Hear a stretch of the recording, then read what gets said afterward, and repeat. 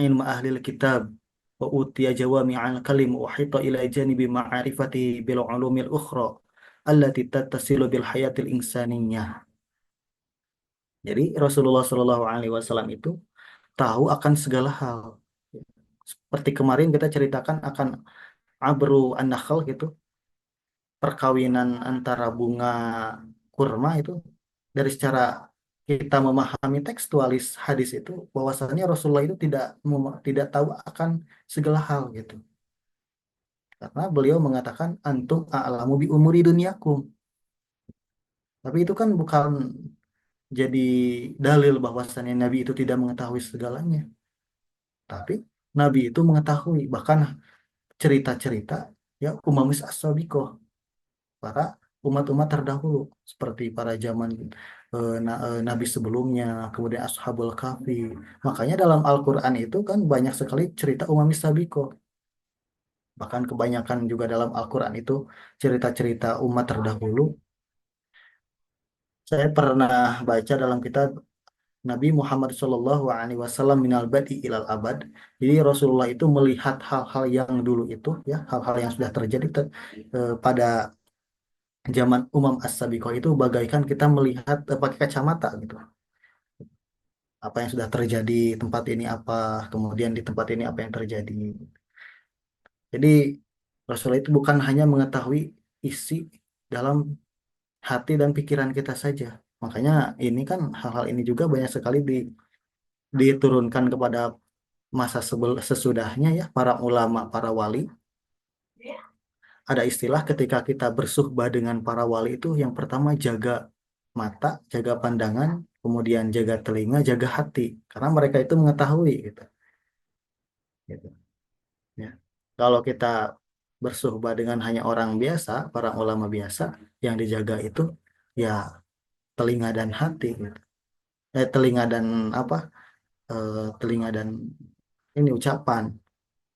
Tapi kalau dengan ulama ar-rabbaniyin, para wali itu yang hati juga harus dijaga gitu ya. Karena mereka itu mengetahui akan dalam hal gerak-gerik kita. Jadi kawan-kawan kalau belajar ilmu tasawuf lah di Mesir banyak lah ya hal-hal kayak gini. Yudriku kulla dzalika min tatabbu'i akhbarihi sallallahu alaihi wasallam wa darasa siratihi gitu ya. Wa qala ta'ala wa anzalallahu 'alaikal kitaba wal hikmata wa 'allamaka ma lam takun ta'lam. Nah, ini kan dalilnya itu. Dan Allah Subhanahu wa taala turunkan kepadamu wahai Nabi Muhammad Alkitab, Al-Qur'an wal hikmah dan hikmah. Dalam penafsiran yang lain al-hikmah di sini adalah hadis ya atau sunnah, wa 'allamaka ma lam takun ta'lam. Dan Allah Subhanahu wa taala mengajarimu terhadap apa yang belum kamu ketahui. Wa kana fadlullahi 'alaika azima, dan ini merupakan anugerah yang terbesar diberikan kepadamu wahai Nabi Muhammad. Wa 'alima daqaiqa ahkamil Qur'an fahamalu fahamalahu ilan nas. Rasulullah SAW mengetahui berbagai hukum dalam Al-Qur'an. Makanya ini sebagai jawaban atau bantahan terhadap Qur'aniyun. Nanti kalau kita belajar tentang syubhat haulal hadis, ini juga tingkat berapa ya dulu? Tingkat 2. Di sini dijelaskan ya tentang subhat haulal hadis. Bahwasannya para Qur'aniyun, orang orientalis yang hanya cukup berdalil dengan Al-Quran saja tanpa sunnah, ini sebagai jawaban. Ya. Fa'alima daqa'iqa ahkamil Quran fahamalahu ilan nas. Nabi Shallallahu Alaihi Wasallam paling paham maksud dari tujuan Al-Quran itu sendiri. Bahkan beliau merupakan mufasil, musyarrih, syarih, kemudian mubayyin. Ya. Wa bainahu bisunnatihi thahirah wa sulukihil mustaqim fakanal muallimul awal. Nah, ini nih. Rasulullah merupakan adalah guru pertama wal mursyidus shadiq al amin ila thoriqil qawim. Merupakan mursyid petunjuk yang benar. Kemudian salah satu dari karakteristik guru itu sendiri apa? Imanuhu waqtina'uhu bima yad'u ilaih. Gitu ya. Keimanan Rasulullah dan apa? Waqtina'uhu. Iktina itu keyakinan, percaya terhadap apa yang Rasulullah Shallallahu Alaihi Wasallam ajak. Minal asali bin najihati fit ta'lim ayaktani al muallim bima yu'allimuhu hina izin takunul faidah ashmalu ashmal wal madah ala ilmiyah asbatu arsakh. Gitu.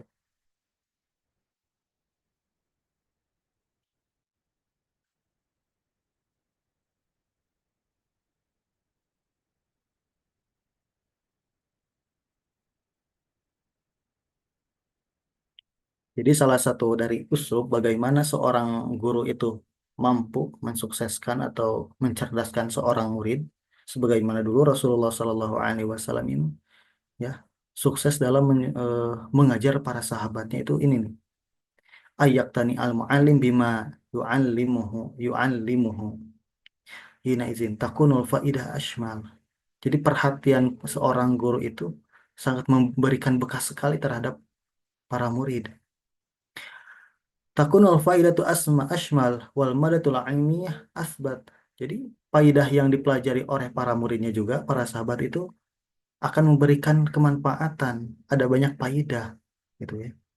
Asbatu arsakh fi adhani tullabu eh, dari apa eh, dari otaknya para tulab mimma yu'adi ila nafi wal intifa wa rasul sallallahu alaihi wasallam qad intafa'a min samimi fuadihi wa jami'i qawahu fi sabili tablighi risalatihi wa qad tahammal al azal katsir. Jadi di sini juga Rasulullah sallallahu alaihi wasallam banyak sekali tantangan-tantangan ketika dalam menyebarkan risalahnya itu. Wa qad tahammal al azal katsir, bahkan beliau juga ya mendapatkan berbagai macam bencian atau berbagai macam eh, yang disakiti oleh orang lain. Wa qasas si'ab sabar sabar al jamil ditadimi arkani da'watihi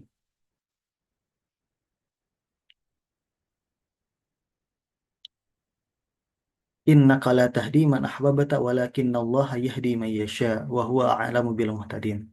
Nah, ini sebagai apa ya, cerita ini juga dulu itu eh, Sayyidina Abu Thalib, paman Nabi ya, Abu Thalib itu. Jadi Rasulullah Shallallahu Alaihi Wasallam itu mengajak, wahai paman, ayo masuk Islam. Gitu. Tapi Allah berfirman apa? Inna kala tahdi man ahbabta. Wahai Nabi Muhammad, kamu ini tidak akan bisa memberikan petunjuk terhadap orang yang kamu sayangi, kamu cintai. Walakin Allah yahdi man yasha. Tapi Allah lah gitu yang berikan petunjuk terhadap uh, mayasya itu sendiri. Gitu. Makanya nanti ketika kita memperdalam apakah Abu Thalib ini Islam atau tidak, ada salah satu mufti Syafi'iyah Syekh Zaini Dahlan, beliau memiliki karangan Asnal Matolib Binajati Abi Thalib. Ya, Abu Thalib ini masuk Islam gitu. Tapi ya beliau ini tidak diketahui banyak orang. Tapi bagaimana apakah apa Sayyidina Abu Thalib ini melakukan sholat atau tidak? Itu kan beliau secara tidak terang-terangan. Ya. Beliau yang dari awal mendidik Rasulullah setelah kewafatannya kakeknya, kemudian di eh, kafalah oleh pamannya Abu Thalib, dijaga gitu. Masa beliau tidak masuk Islam gitu ya. Makanya sebagian ulama mengatakan bahwasannya Abu Thalib itu iman tapi tidak Islam. Dari dalam hatinya itu ya percaya bahwasanya Nabi Muhammad itu adalah seorang nabi gitu kan. Kan Rasulullah itu ketika sebelum diutus jadi nabi sudah banyak ya, banyak hal-hal yang aneh, hal-hal yang keluar dari beliau itu. Apa sih istilahnya kalau udah diangkat jadi nabi, istilahnya kan mukjizat. Kalau sebelum jadi diangkat jadi nabi itu namanya apa sih? Kawan-kawan ada yang tahu? Saya lupa.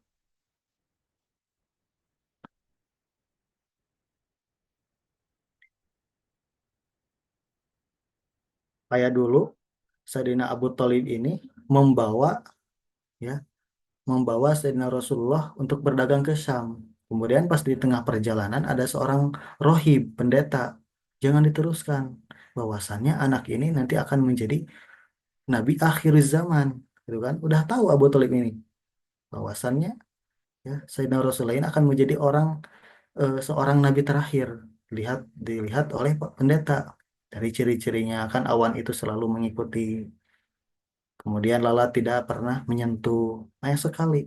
Masa di sini kan Abu Thalib itu tidak percaya, bahkan musyrik, mati dalam keadaan kafir, enggak. Makanya kawan-kawan nanti bisa download aja PDF-nya Asnal Matolib fi Najati Abi Thalib. Beliau mufti Syafi'iyah di Makkah Al-Mukarramah. Gitu ya. Langsung aja ya, manhajhu sallallahu alaihi wasallam fi ta'limi sunnah. Nah, ini metodologi bagaimana Rasulullah sallallahu alaihi wasallam mengajarkan para sahabat itu akan sunnah nabawiyah. Karena manhaj Rasulullah sallallahu alaihi wasallam fi ta'limi ashabi manhajan samian rafi'an. Jadi, metodologi Rasulullah sallallahu alaihi wasallam ya yang diajarkan kepada para sahabatnya itu menggunakan metodologi yang tinggi, yang bagus, yang baik. Ihtada Rasulullah Shallallahu Alaihi Wasallam fi bihadil Quran. Nah, di sini nih Rasulullah Shallallahu Alaihi Wasallam membawa petunjuk dari Al-Quran. Al-Quranul Karim lam yang zil dafa'atan wahidah. Jadi Al-Quran ini tidak diturunkan kepada Rasulullah Shallallahu Alaihi Wasallam itu satu kali turunan, satu kali. Tapi innama nazala munajjaman. Tapi diturunkannya itu secara berangsur kepada Nabi Muhammad Shallallahu Alaihi Wasallam. Berapa lama? khilala salasa khilala salasi wa ashrina sanah, selama 23 tahun. Itu kan ketika makanya ada istilah asbabun nuzul, bagaimana ayat ini turun, bagaimana surat ini turun. Meskipun nanti di depan kalau dalam ulumul Quran itu ada yang mengatakan katanya langsung gitu turunkan kepada Nabi Muhammad.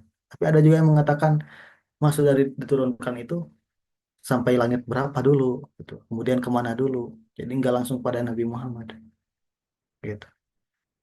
Tapi untuk apa yang terjadi itu secara munajaman ya. Ketika ada hal-hal yang baru maka diturunkan langsung pada Rasulullah Shallallahu Alaihi Wasallam.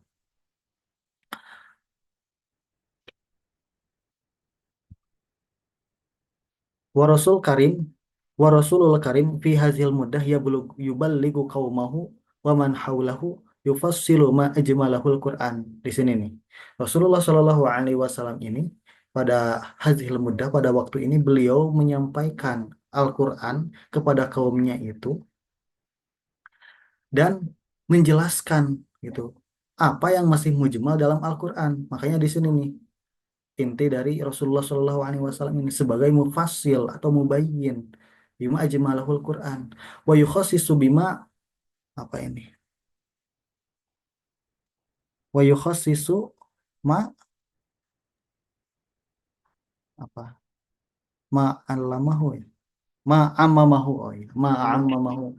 Rasulullah juga itu mengkhususkan terhadap umumnya dalam Al-Quran, wa yuqayyidu ma atlaqahu, dan mengkait terhadap hal-hal yang masih mutlak dalam Al-Quran. Wa kullu ma yata'allaqu bil a'immatil islamiyah fi jami'i syu'uniha wa daqiqiha wa syu'uniha wa anzimiha wa kullu ma yatanawwalu fardu wal jama'ah fi mukhtalafi nawahi hayatihim mimma lam yarid fil Qur'anil Karim wa roda fi sunnah qawlan aw fi'lan aw taqriran. Nah, di sini peranan sunnah nabawiyah itu. Jadi ketika kita melihat sebuah hukum ya tidak ada dalam Al-Quran, maka kita bisa lihat dari hadis Nabi Muhammad SAW gitu. Bahkan kalau misalkan kita tidur, apakah ada dalam Al-Quran tidur itu harus menghadap kemana? Tidak, tapi adanya itu dalam As-Sunnah An-Nabawiyah ya. Wa min sama najidu fi ta'alimihi sallallahu alaihi wasallam ahkaman wa ibadatin wa qurubatin syuri'at wa tabbaqat sunnanat khilala ruba'a qarn. Nah, sinilah gitu kan. Rasulullah Shallallahu Alaihi Wasallam itu mengajarkan kepada sahabatnya, kemudian dari segi hukum, ibadah, mendekatkan diri kepada Allah Subhanahu Wa Taala ini selama seperempat abad, bahkan kurang kurang 2 tahun.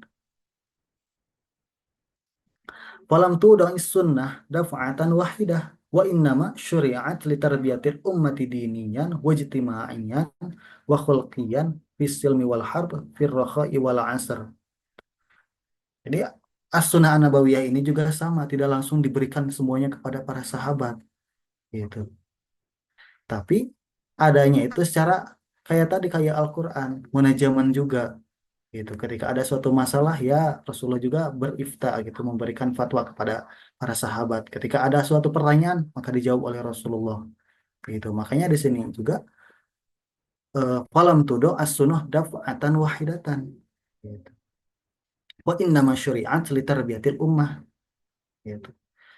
Dinian dari segi agama, wajtimaian dari segi sosial, masyarakat, wa khuluqiyan dari segi akhlak, fisilmi wal harb dari keadaan tenang, bahkan ketika dalam peperangan, dalam kemudahan, dalam kesulitan. Gitu. Wa tatanawalu nawahi al-ilmiyah wal amaliyah wa tashmalu kulla syu'unil hayah. Jadi semua itu mencakup dari kehidupan di dunia dan akhirat. Wa yatahidu manhaju sallallahu alaihi wasallam fil umuri at-taliyah. Nah, di sini nih. Bagaimana metodologi Rasulullah Shallallahu Alaihi Wasallam? Yang pertama, syumuliyatu fil makanin awil maudu'.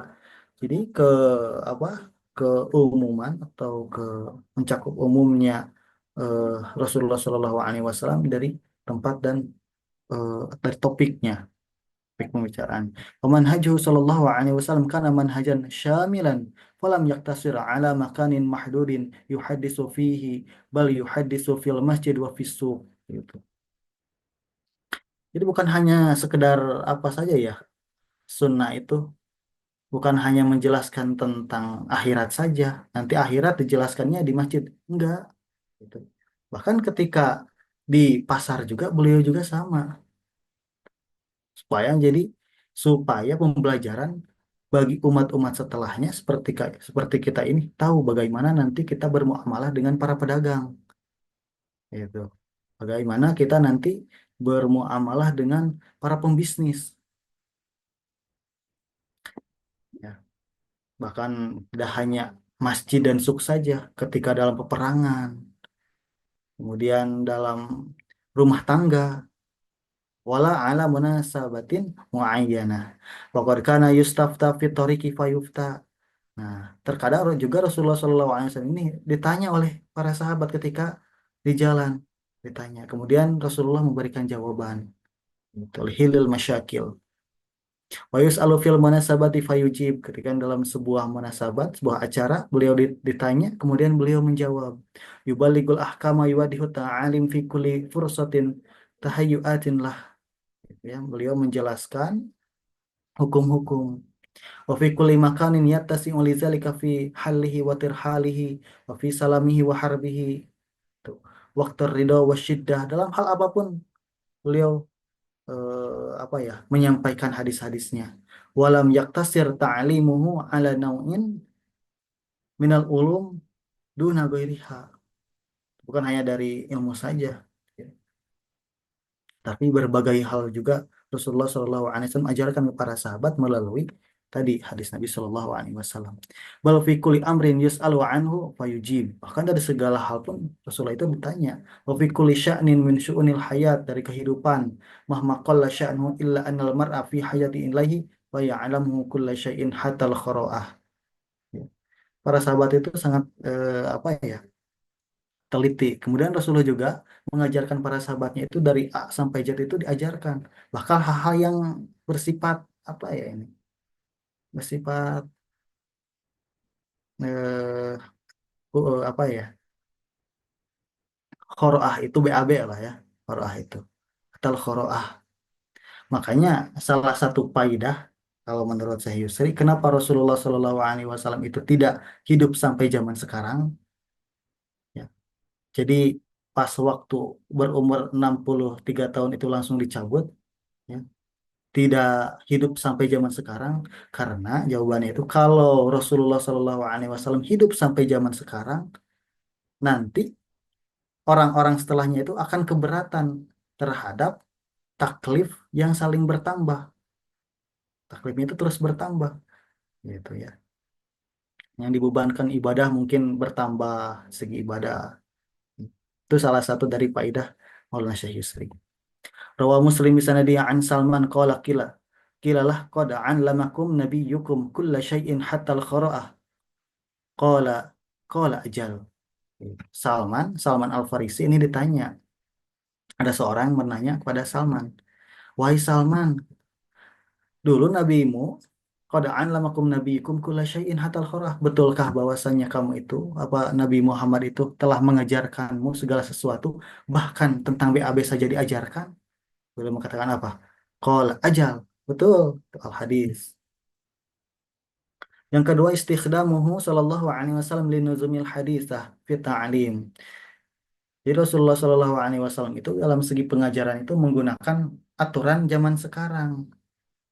Waqad istahdama Shallallahu Alaihi Wasallam mundu khamsata asyar qarnan an nuzum al haditha fi ta'limil an min julusihi fil majalis al ilmiyah yas'aluhu Shallallahu Alaihi Wasallam fayujibuhum. Rasulullah Shallallahu Alaihi Wasallam ya udah 5 abad ke belakang ini beliau juga menggunakan, jadi intinya kita lah kita yang mengikuti terhadap metodologi beliau dalam segi pengajaran dulu dan sekarang juga sama dari segi apa? Min julusihi fil majlis. Ya. Jadi orang-orang itu duduk dalam sebuah majelis al ilmiah lias aluhu fayujibuhum kayak sekarang aja ketika kita ya murid-murid itu bertanya kepada guru kemudian guru menjawab. Auli yu'azzimahum. Atau juga ya murid-murid itu apa? Rasulullah itu mengagungkan para mereka juga. Wa aidan kana sahabatu ridwanullahi alaihim yajlisuna amamahu kajulusil talamiz amama muallimihim al-an fakanu yajlisuna amamahu hilaqan. Para sahabat itu duduk ya melingkar duduk. Kemudian di depannya itu adalah seorang guru yaitu Rasulullah Shallallahu Alaihi Wasallam. Ya kayak sekarang aja murid-murid di belakang mungkin ya. Kemudian guru di depan menjelaskan. Fakanu yajlisuna amamahu hilaqan. Yang ketiga, ikhtiyaru sallallahu alaihi wasallam lil waqtil munasib li mau'izatihi atau tahdisihi. Jadi Rasulullah sallallahu alaihi wasallam mengajarkan kepada para sahabat itu memilih pada waktu-waktu yang tepat, bukan dalam segala waktu, bukan pada waktu yang kurang cocok, tapi ada pilihan. Waqad kana sallallahu alaihi wasallam yakhtarul waqtal ladzi yatanasabu ma'a nufusin mustami'ihi fala yuhaditsuhum wa hum mashghuluna anhu masalan. Nah, Rasulullah Shallallahu alaihi wasallam ini memilih waktu yang cocok ketika mengajarkan para sahabat ya. Beliau tidak mengajarkan para sahabat ketika para sahabat dalam kondisi capek gitu atau sibuk. Aula yuhaditsuhum hadisan kasiran wa ayyaman mutawasilatan fatamillu nufusuhum. Kemudian Rasulullah juga tidak mengajarkan kepada para sahabat itu banyak sekali pembelajaran. Kalau kita istilahnya apa ya, akan malas gitu, akan malas mendengar gitu. Terus-terusan dikasih, dikasih, dikasih. Yang nantinya akan mamal gitu. Mamal itu bosan. Begitu juga dulu Rasulullah itu tiga terus-terusan. Jadi kalau sekarang ya sedikit gitu. Nanti di lain waktu. Waqad kana alaihi salatu wassalam yakhsha ayyamilla ashabuhu fayatakhawwalahu bil mau'izati baina waqtin akhir. Jadi Rasulullah juga takut gitu, takut bahwasanya para sahabat itu akan merasa bosan ketika mendengar ya nasihat dari Rasulullah Shallallahu Alaihi Wasallam. Makanya di sini beliau memilih waktu-waktu yang eh, waktu-waktu tertentu. Di analis timrar fi ta'alimihim wa tawjihihim yadkhulul malal ila nufusihim fatukillul faidah. Nah, karena terus-menerusan kita mendapatkan nasihat, mendapatkan ilmu akan membuat apa? Akan membuat malal katanya, bosan. Ini jadi dalil untuk orang yang malas ya. Fatakilul faidah, maka faidah yang didapatkan juga akan sedikit. Ya kalau terus-terusan katanya. ومن الحكمة سلوك هذا الطريق في التعليم وهو الطريق الذي تعتمده اليوم المؤسسات التربوية في مناهجها التعليمية وهي خير طريقة لتثبيت ما يتلقاه الطالب من المعلومات. Jadi metodologi para muassasah ya atau ma'ahid